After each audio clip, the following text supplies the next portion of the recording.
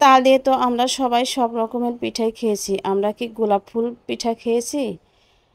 এই পিঠাটা দেখতে যেমন সুন্দর, খেতেও অসম্ভব মজার। খুবই সহজে এই রেসিপিটা বানানো যায় ঘরোয়া উপকরণ দিয়ে। আর কোনো রকমের ডাইস কিনতে হবে না, বাসায় তৈরি ডাইস দিয়েই আপনি এই রেসিপিটা বানিয়ে নিতে পারবেন। দেখতেছেন কতটা সুন্দর আর কতটা ইয়ামি। এটা একবার যার সামনে দিবেন সেই খুশি হয়ে যাবে।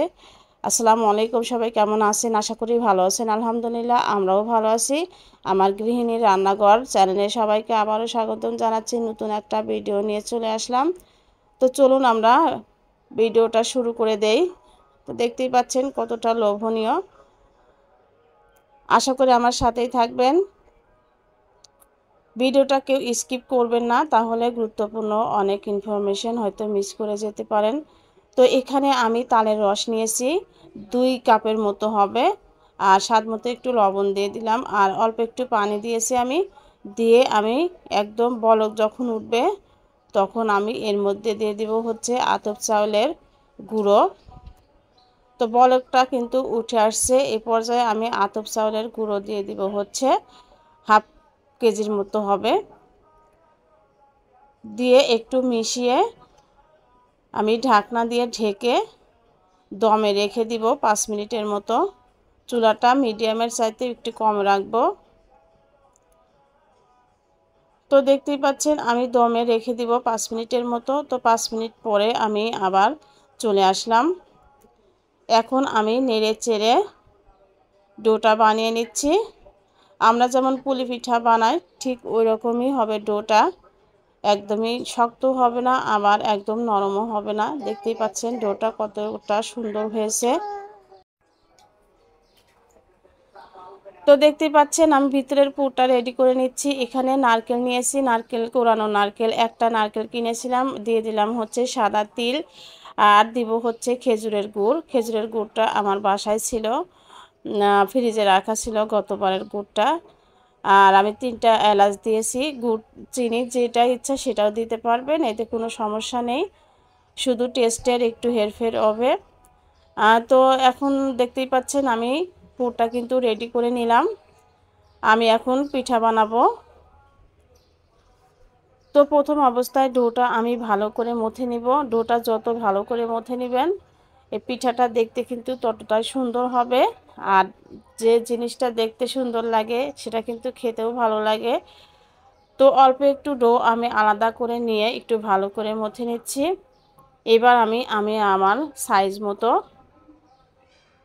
যতটুকু পিঠা হবে ঠিক ততটুকু পরিমাণ করেই আমি কেটে নিচ্ছি। দেখতেই পাচ্ছেন। তো একটা লেচি আমি নিয়ে নিব, নিয়ে আবারও একটু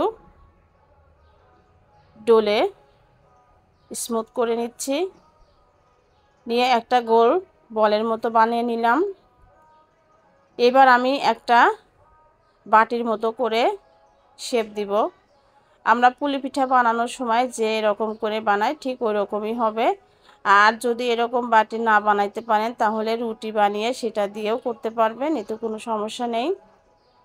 তো ভিতরে পুরটা দেওয়ার পরে আমি মুখটা বন্ধ করে দিলাম। দেখতেই পাচ্ছেন কিভাবে কাজটা করছি। খুবই সহজ, একদমই কঠিন কিছু না। তো আবারও একটু সুন্দর গোল করে নিলাম। নিয়ে এখানে আমি একটা ডাইস তৈরি করেছি পাতলা টিন দিয়ে। এই রকম টিন আমাদের বাসায় কিন্তু সবারই অহরহ থাকে। পাতলা ওষুধের কৌটা থাকে, সেটাও কেটে নিতে পারবেন। আমি একটু কেচি দিয়ে কেটে একটু ডিজাইন করে নিয়েছি। তো দেখতেই পাচ্ছেন আমি চাউলের গুঁড়ির মধ্যে চুবিয়ে চুবিয়ে চাপ দিয়ে দিয়ে ডিজাইনটা করে নিচ্ছি। এটা কিন্তু অনেক জোরে চাপ দিলে শেপটা নষ্ট হয়ে যাবে। আর একটু পরপর একটু গুঁড়ার মধ্যে নিয়ে তারপরে কাজটা করবেন, দেখবেন পিঠাটা অনেক সুন্দর হবে। দেখতেই পাচ্ছেন আমার পিঠাটা কিন্তু কতটা সুন্দর হয়েছে। তো আমি আরও একটা দেখিয়ে দিচ্ছি। প্রথমে 1-2টা করতে একটু সমস্যা হবে, পরে যখন হাতটা চালু হয়ে যাবে দেখবেন খুবই দ্রুত পিঠাটা হয়ে যায়। আর এমন পিঠা আমার মনে হয় কারো সামনে দিলে সে খাওয়ার চাইতে দেখতেই বেশি পছন্দ করবে। মানে অনেক সুন্দর লাগে পিঠাগুলো দেখতে। তো মাশাআল্লাহ আমার সবগুলো পিঠা কিন্তু হয়ে গেছে, দেখতেই পাচ্ছেন কতটা সুন্দর লাগছে। তো এখানে আমি ভাপে যেহেতু সিদ্ধ করব, এখানে আমি রাইস কুকারের পাতিলের মধ্যে পানি গরম করে নিয়েছি। আপনারা ইচ্ছা করলে বড় একটা পাতিলের মধ্যেও ভাপটা দিতে পারবেন। তো ঢাকনা দিয়ে ঢেকে দিব আমি 20 মিনিটের জন্য। তো 20 মিনিট পরে আমি চলে আসলাম। মাশাআল্লাহ দেখেন আমার পিঠাটা কতটা সুন্দর লাগছে না, তাই না? খেতেও কিন্তু অসম্ভব মজার হয়। আমার রেসিপিটা যদি ভালো লাগে লাইক শেয়ার কমেন্টস করে সাথে থাকবেন, আর আমার চ্যানেলটা সাবস্ক্রাইব করে রাখবেন নিত্য নতুন আনকমন রেসিপি পাওয়ার জন্য। আর অল বাটনটা ক্লিক করে রাখবেন, নিত্য নতুন রেসিপি সবার আগে নোটিফিকেশান আপনার কাছে যাবে। আর ভিডিওটা ভালো লাগলে অবশ্যই একটা লাইক